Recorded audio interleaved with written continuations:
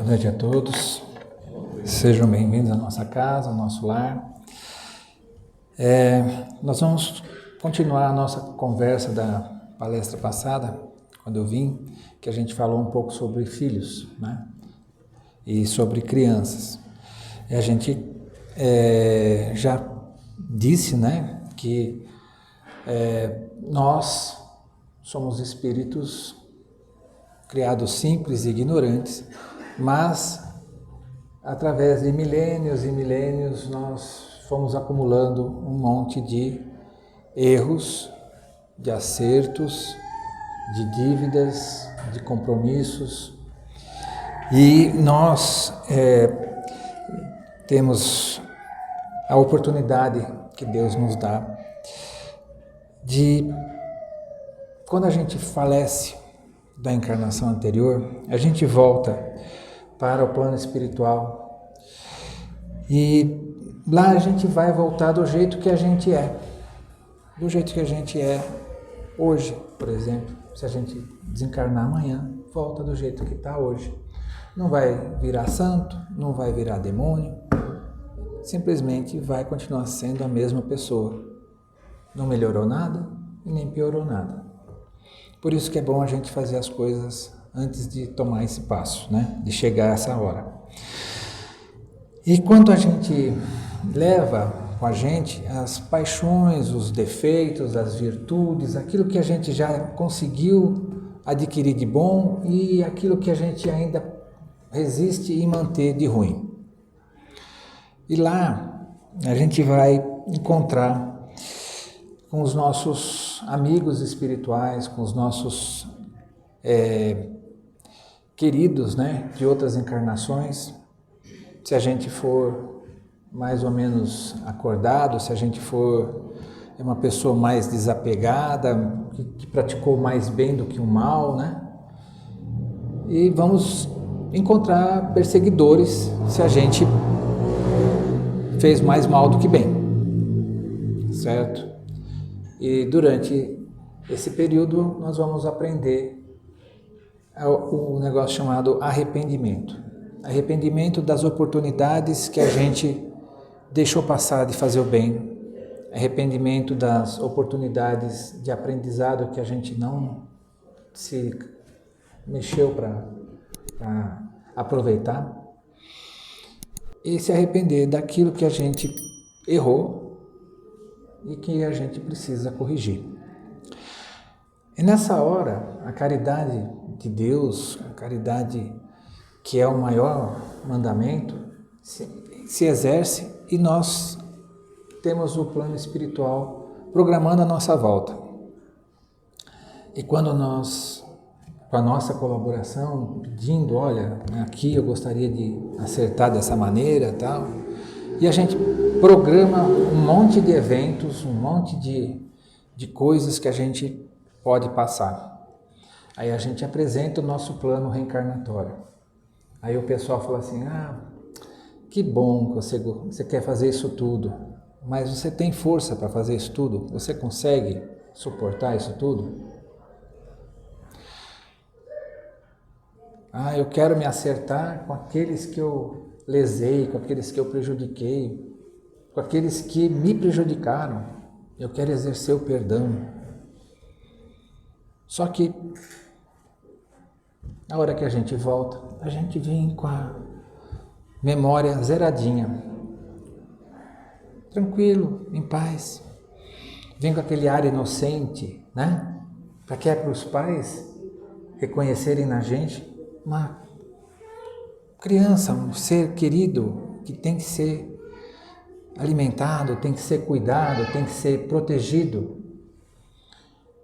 E nós vamos recebendo esses inputs, essas emanações, essas vibrações, e vamos começando uma relação nova com essas pessoas.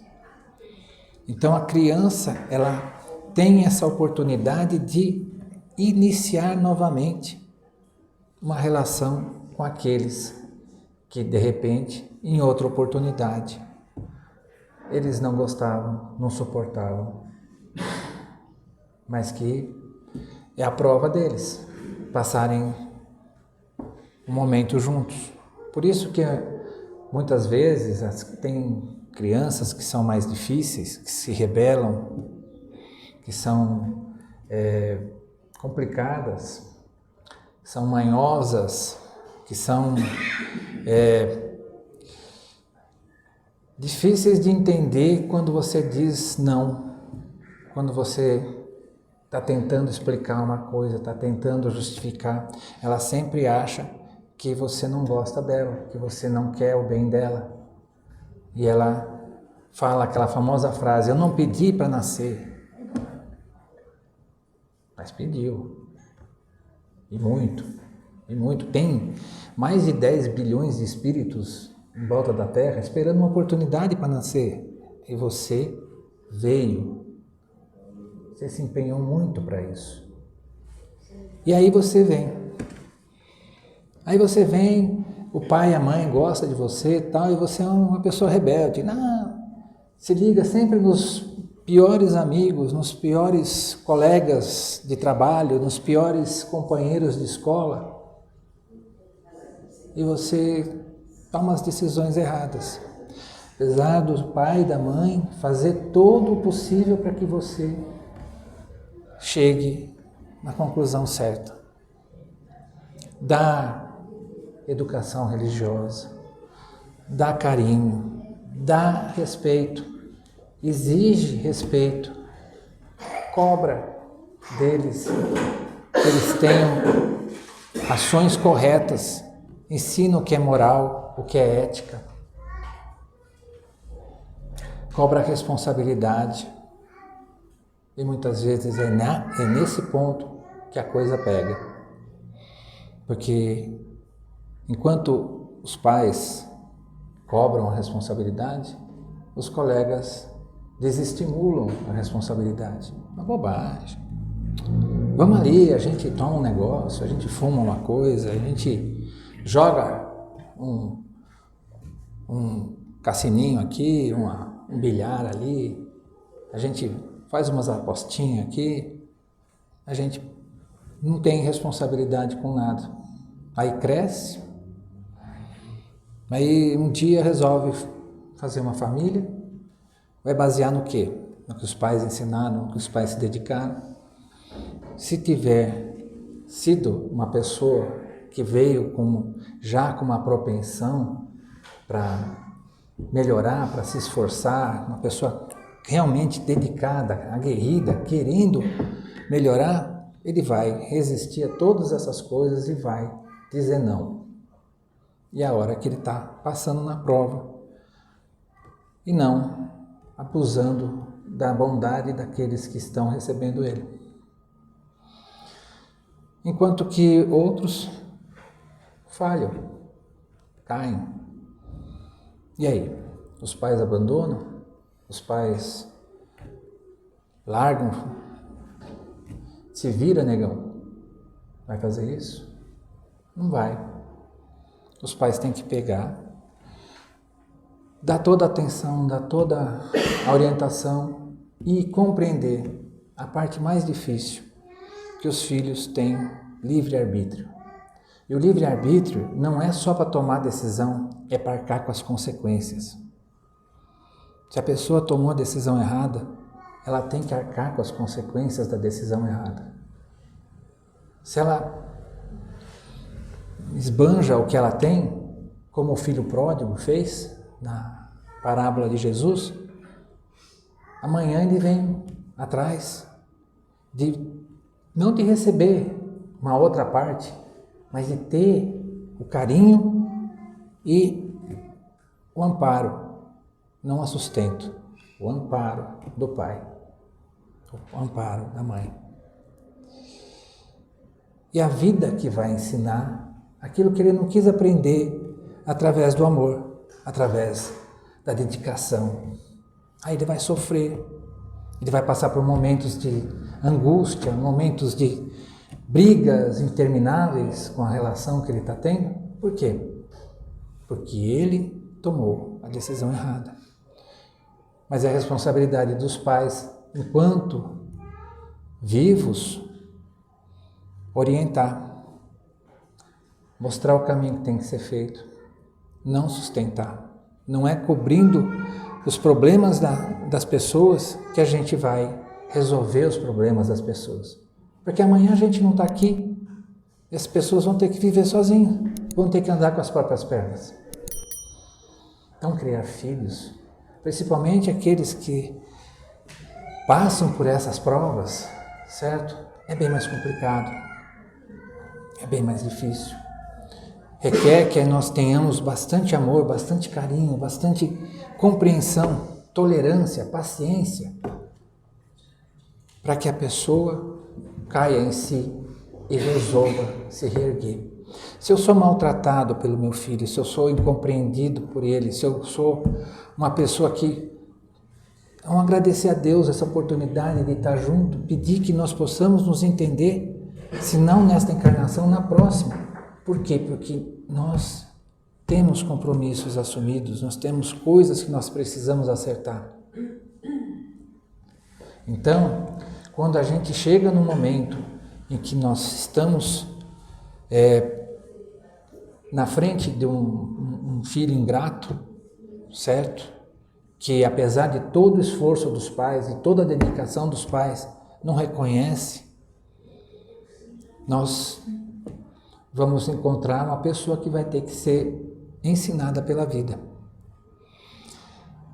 A minha avó falava, minha mãe repetia, né? Um ditado português que diz assim: filho és, pai serás, assim fizeste, assim terás. Do jeito que a gente cria, a gente recebe. Do jeito que a gente cria, a gente recebe. Ué, mas eu fui bem criado, não é? A gente não está recebendo a mesma coisa. Sim, você vai receber lá, do outro lado, aquilo que você fez de bom, de bem, de ótimo, de correto. E esse que está aqui, que está ligando só para o prazer, para aproveitar a vida, de gozar a vida, de tomar as decisões equivocadas, ele vai, se conseguir constituir uma família, mostrar que exemplo para o filho. O que é que o filho ou filha vai receber dele? Qual é a construção que ele vai poder mostrar para ele, assim, olha, isso aqui é o certo. Como é que ele vai poder fazer isso se ele não traz isso dentro dele? Porque ninguém dá aquilo que não tem. Antes de você passar para alguém, você tem que ter. Às vezes as pessoas falam assim, mas o meu pai era muito rígido, era muito duro, né? Ué, tem que ver como é que ele foi criado, se foi muito rígido e muito duro com ele. A pessoa está dando para você aquilo que ele tem. Não quer dizer que ele não te ame, não quer dizer que ele não goste de você. É a maneira dele. Quantas vezes ao longo do tempo, passando anos, certo? É que a gente vai perceber isso daí. Que na verdade é a maneira que a pessoa foi criada. E é a maneira que ela entende a vida. Então, ser criança é maravilhoso. É uma oportunidade incrível que tem para realizar todo um programa de crescimento. Mas se a gente não começa da base certa, se a gente não estrutura da base certa, dando para eles o que é o correto, a moral, os bons costumes, certo? O que é viver em família, o que é respeito, sabe? São coisas que muita gente acha isso antiquado. Mas não são. Porque quem tem isso daí está preparado para enfrentar qualquer dificuldade. Consegue se virar em qualquer ambiente. Não vai ser influenciado por qualquer coisa. Vai resistir e vai conseguir dizer não a todas as tentações do caminho. Se os pais fazem o que é necessário, eles podem ir colocar a cabeça no travesseiro, põe vai para o outro lado, sofrendo com todos os sofrimentos que os filhos têm, mas com a consciência tranquila de que fez o que podia. E aí o livre-arbítrio de cada um vai mandar. Não é uma coisa muito simples, mas é a partir de cada tijolinho que a gente põe, a gente vai construindo uma personalidade nova nessa criança e a gente vai deixando a nossa marca ali. Pode não parecer, mas lá na frente essa marca vai estar presente e vai se mostrar importante para a pessoa passar por algum momento de dificuldade. Alguns não resistem, alguns fraquejam, mas a bondade de Deus é infinita. E como nós somos espíritos imortais, sempre vai ter o amanhã para a gente voltar e começar de novo e aprender novamente qual que é o certo, qual que é a atitude correta. Pode parecer fraco, mas isso é incrivelmente poderoso, porque é o momento em que aquele espírito está dizendo assim, realmente, eu sou maduro o suficiente para não cair mais nessa fraqueza. Eu sou maduro o suficiente para ter a minha família e orientá-la da maneira correta. Porque enquanto isso eu sou uma criança crescida.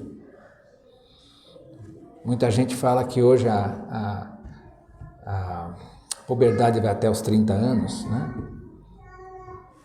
Depende de quanta responsabilidade a pessoa pôs em cima dos seus ombros. Quanto que ela precisou assumir de compromisso para poder se virar. Que quando a água bate, a gente pula, sabe? Não adianta. A vida não vai tratar a gente de maneira delicada e suave. Então a gente tem que ser forte. Isso a gente aprende em casa. Olhando os pais, fazendo as coisas certas, aprendendo a orar. Muitas pessoas não ensinam os filhos a orar. A pessoa chega na puberdade e não sabe fazer um Pai Nosso. E aí como é que ele vai se ligar na espiritualidade superior se ele não tem nem noção do que é isso, como é que é? Então, as crianças são um tesouro que tem que ser muito bem cuidado, muito bem manejado. E compreender, quando eles erram, que isso aí faz parte da experiência. A perfeição vai demorar um pouquinho para chegar, mais ou menos umas 2.500 encarnações. Então a gente vai sendo tolerante, sendo paciente e vai tocando em frente.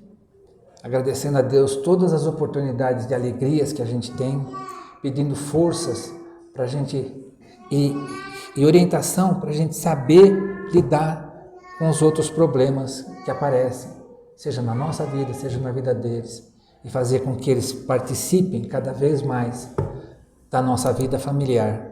Se a gente se perder o dia inteiro no celular, a gente não tem vida familiar, sabe? A gente tem que conversar, trocar ideia, saber como é que foi o dia do outro, quais são os medos que a pessoa tem, e não ridicularizar os medos, compreender, tentar esclarecer, ser o melhor amigo da pessoa, mas não ser um amiguinho da pessoa. Ser uma pessoa que ele compreenda que ele é uma pessoa que merece o respeito dele, que deve ser respeitado, e não um coleguinha de escola, que ele pode falar qualquer coisa, pode tratar de qualquer maneira.